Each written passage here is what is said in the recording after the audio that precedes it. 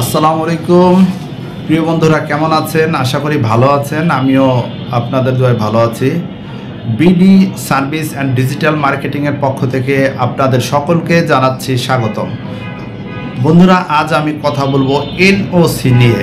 NOC অর্থ no objection certificate. বিভিন্ন কারণে এনওসি তৈরি করতে হয়, যেমন কারো হাজব্যান্ড ইন্ডিয়ান বা বিদেশি, ওয়াইফ বাংলাদেশি, সেক্ষেত্রে তাদেরকে পিতামাতার কাছ থেকে এনওসি নিতে হয় যে তাদের বিবাহের ব্যাপারে পিতামাতার কোনো আপত্তি নেই, বা কেউ তার বাচ্চাদেরকে বিদেশে নিয়ে যাবে, তার বাবার কাছে থাকবে কিছুদিন, এ ব্যাপারে মায়ের কোনো আপত্তি নেই বা তার বাবার কোনো আপত্তি নেই।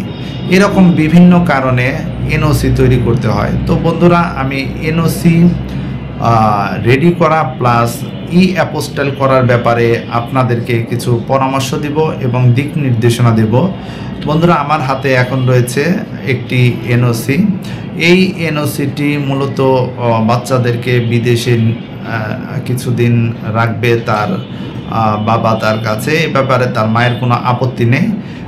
সেই রকম একটি এনওসি আমার হাতে আছে। এই এনওসির ব্যাপারে কিছু পরামর্শ এবং কিছু দিক নির্দেশনা আপনাদের সাথে শেয়ার করব। বন্ধুরা, আমার হাতে যে এনওসিটি আছে এটি হলফ করেছেন বা ঘোষণা করেছেন সুমা আক্তার। তার জন্ম তারিখ রয়েছে, পিতার নাম আলমগীর, মাতার নাম রুবিনা এবং তার ঠিকানা এখানে দেওয়া রয়েছে। এখানে বন্ধুরা তার নামের বানানগুলো তার পাসপোর্ট অনুসারে দিবেন। বিশেষ করে নিজ নাম, পিতার নাম এবং মাতার নাম এগুলো পাসপোর্ট অনুসারে দিবেন। বন্ধুরা, প্রথম পেজটিতে এনওসি তৈরি করতে মোটামুটি 3টি পেজের স্ট্যাম্প লাগে, অর্থাৎ 100 টাকার করে 3টি স্ট্যাম্প।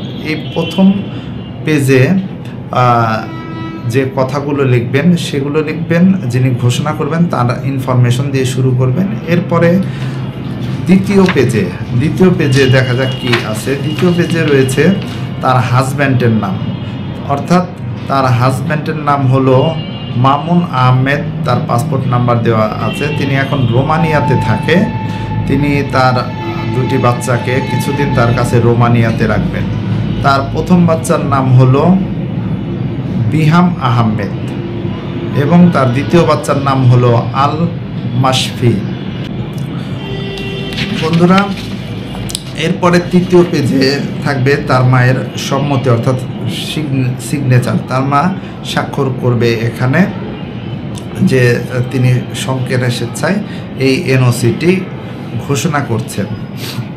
এভাবে বন্ধুরা এনওসির ড্রাফটটি রেডি হওয়ার পর প্রথম পেজে প্রত্যেকেরই ছবি লাগবে, অর্থাৎ বাবা মা এবং সন্তানদের ছবি লাগবে।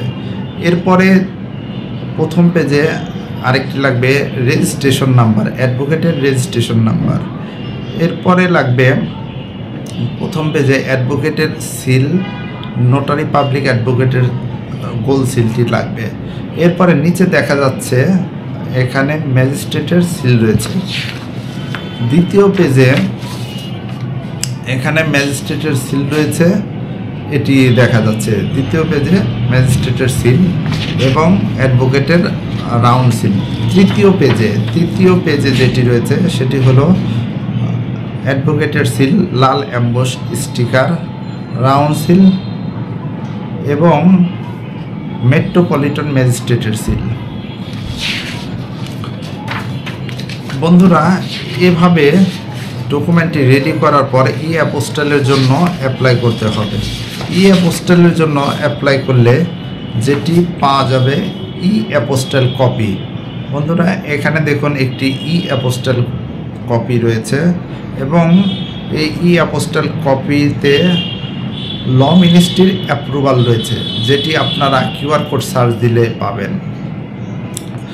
এরপরে রয়েছে ফরেন মিনিস্ট্রির অ্যাপ্রুভাল, এখানে দেখুন ফরেন মিনিস্ট্রির সিল। এরপরে রয়েছে ডান পাশে কিউআর কোড। এই কিউআর কোডটি সার্চ দিলে আপনারা ল এবং ফরেন মিনিস্ট্রির অ্যাপ্রুভালটি অনলাইনে দেখতে পারবেন এবং ডকুমেন্টগুলো অনলাইনে দেখতে পারবেন। এভাবে বন্ধুরা আপনারা একটি এনওসি তৈরি করতে পারেন। যদি কোনো কারণে নিজেরা তৈরি করতে না পারেন, তাহলে আমাদের পরামর্শ নিলে আমরা আপনাদের কাজগুলো সুন্দরভাবে করে দিব। ধন্যবাদ।